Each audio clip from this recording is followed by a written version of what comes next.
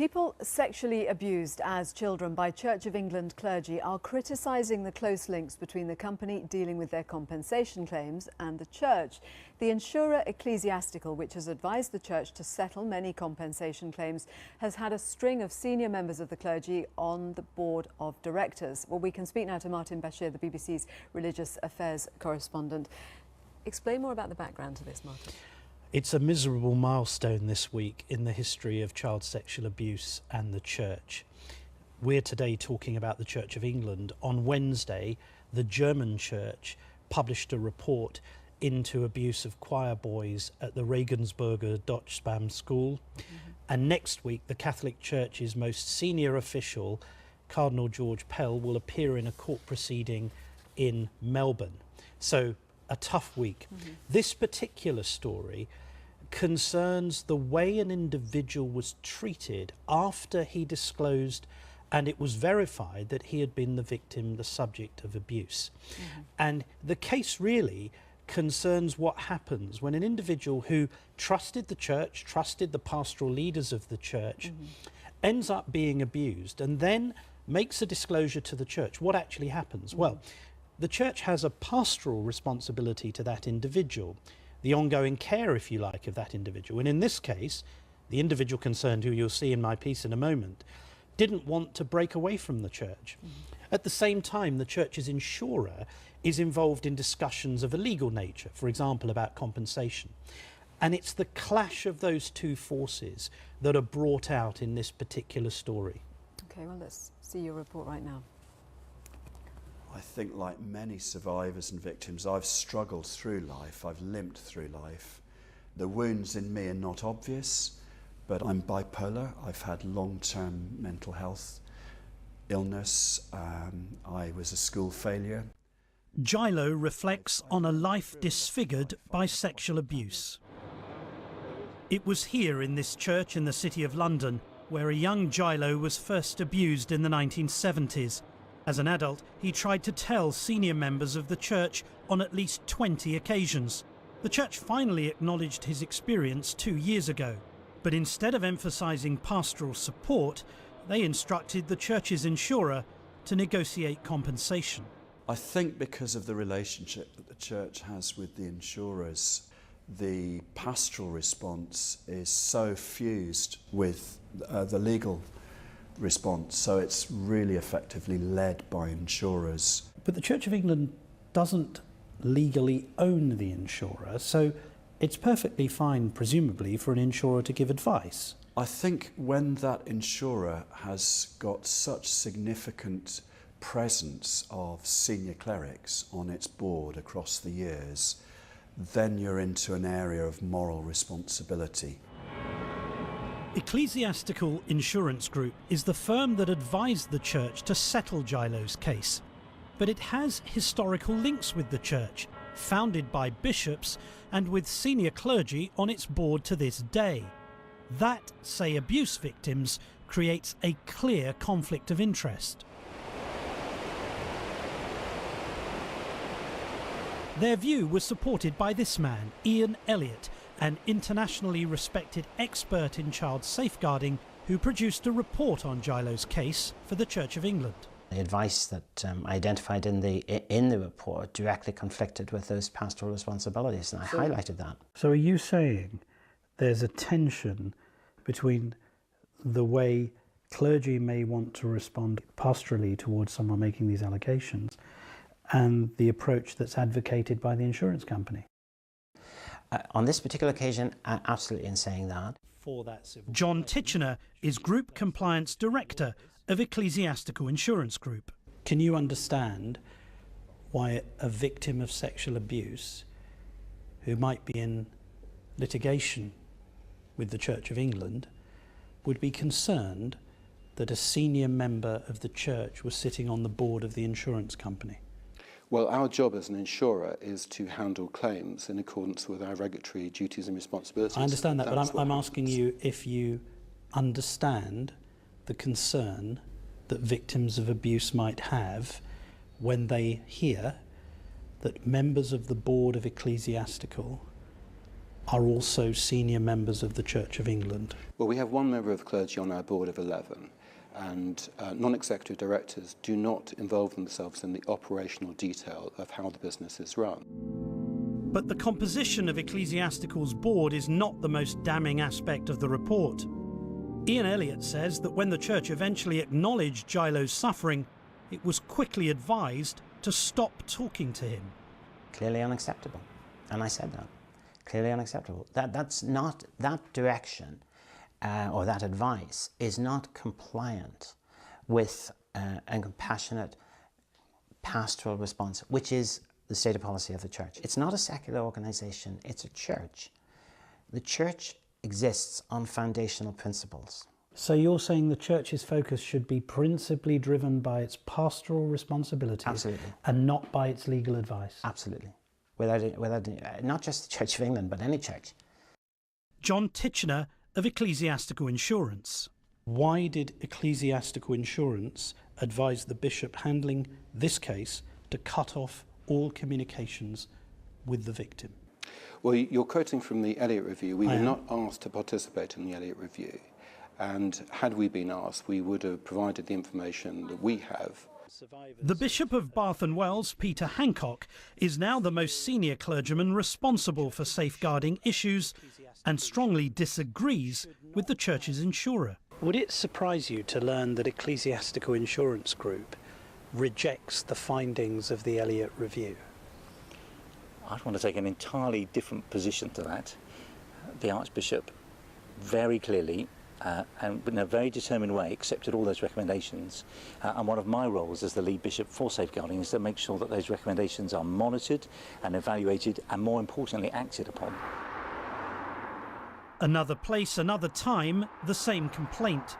At Kendall House in Kent, a Church of England home for young girls, residents were found to have been drugged and assaulted. A settlement was reached with some victims by lawyers from the church's insurers Ecclesiastical. Teresa Cooper was one of the victims. I think there needs to be an investigation into the Ecclesiastical Insurance Company and the Church of England and the way their solicitors are dealing with legal cases. They're too involved with the Church of England. There's, you know, even if they're not legally part of it, the church are without a doubt fully involved in the Ecclesiastical Insurance Company. Without a doubt. In my case, they certainly were. Again, we put Teresa Cooper's allegations to John Titchener of Ecclesiastical Insurance. In fact, there is an investigation into exactly that through the independent inquiry, which we're participating in. And in fact, we gave evidence last November where we spoke about how we handle sensitive claims of this nature. And we received plaudits at it for how we approach these claims. You're not receiving plaudits from the individual survivors. They are accusing you of impeding the pastoral process. You are saying they are not telling the truth.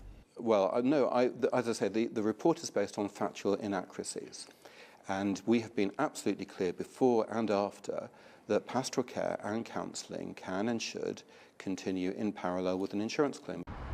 Gilow wants the church to learn from his appalling experience. He says it must change the relationship with its insurer, removing members of clergy from its board.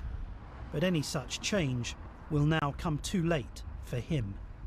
I've seen a side of the church that is ugly, that is silencing, that is self-preserving, that is reluctant to really embrace and engage with very key critical issues.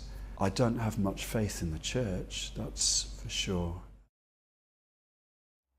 Well, that's Gilow finishing the report by Martin Bashir. We'll speak again to Martin in a moment, but right now we can speak to the Bishop of Buckingham, the Right Reverend Alan Wilson. Thank you for joining us. Do you believe that legal advice can be in conflict, is in conflict with the pastoral role of the church? Yes. I mean, I think it's a very odd relationship with anybody if it's conducted entirely through lawyers. I mean, imagine I had my relationship with my next door neighbour was conducted entirely through lawyers. It will become a very weird relationship very quickly indeed. I mean, my interest is I'm a pastor, that's what I was ordained to be, and my sense is that we need to begin with survivors and their experience, not just because we're being nice to survivors, but if you read the parable of the Good Samaritan, you don't walk by with your nose in the air because you're off to the temple in Jerusalem. You stop and help the person who's bleeding in the road, and that should be our primary concern. So when you hear Gilo say that he's seen a side of the church that is silencing and self-preserving, what do you think? Well, I think that side of the church is there, and we need to do something about it. How large a part of the church do you think it is? I mean, because this is humans we're talking about, as you've described, who are there because they want to help, presumably other humans. Well, I think that there's a kind of culture, and the latest Gibb report talks about the culture of deference in the church. I mean, imagine I had a complaint against my local police force in Thames Valley, and the only way I could complain would be to go personally to see the chief constable, who then controlled all of the information, all of the complaint, and handled it from then on in, without an independent safeguarding authority, with the right and the ability to do its job properly. I don't see how we're going to shift this mess. It's been a long time coming, hasn't it? I mean, over the years there have been so many cases of people abused within the church who have not been treated as they should have been, and it has seemed that there's been a greater desire to protect members of the clergy than actually help those who have suffered. Well, that's Gilo's experience, and he's not alone. And as a bishop, we need to take that very seriously and do something about it. And just hand-wringing and hoping that you can generate a load of apologies and somehow that will be a substitute for doing anything about it, it really isn't. If you're sorry for something, you need to do something about it, not just tell everybody how sorry you are and hope that somehow they'll go away. Do you have faith something will change? Well, I think there are lots of signs that are positive. I mean, certainly the music that's coming out of the church now is that it wants to take safeguarding much more seriously than was the case in the past. But there's also a message that, that was then and this is now. I don't think that's true. I think a lot of the attitudes and culture and problems that Gilo experienced are still things that happen in church, and I think we need to do something about them. I think when you say are still things that happen in church, I mean, do you think as in terms of historical cases of abuse being treated this way, or these things are still happening? Well, I think both. I think the culture is still very active, the culture of deference, the culture of protecting the institution, the world of ecclesiastical lawyers. It's a very small world, and the first thing bishops do when somebody alleges something is phone up the registrar, who's a lawyer, and ask him what to do. Now, all of these things distort the process, as does the involvement of the insurance business, which, obviously is a thing that Gilo is particularly energised about. But there's a big culture there. I think we need to have an independent safeguarding authority. It needs to have the ability to do its job properly. We also need, and this is church policy actually, statutory reporting, so that it becomes an offence not to report. Because another aspect of this is the way that people don't say. I mean, I had a case of domestic abuse in a vicarage a few years ago where the church warden knew what was going on but didn't report anything until the person had moved.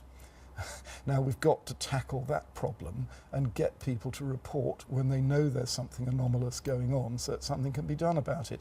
So it's a big cultural problem, but I think the next step has to be to have a truly independent safeguarding authority with the competence and the authority to tackle this problem head on. Martin, two very clear suggestions there, an independent safeguarding authority and statutory reporting. Are they things that are likely to happen? Well, the Church of England, interestingly enough, Joanna, has issued a statement this morning saying, and I'll quote, "The Church of England is absolutely committed to its pastoral response to alleged victims and survivors, and published new guidance in 2015 and emphasised that the management process needs to be kept separate from legal and insurance responses."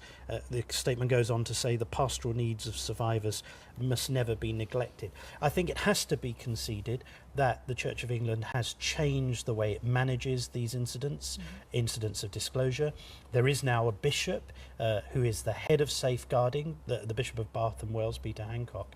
So every diocese has a designated leader.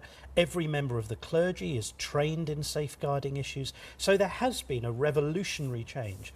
The issue, though, that Bishop Allen mentions is the question that many people have, which is, should the process of managing safeguarding be done by the church itself?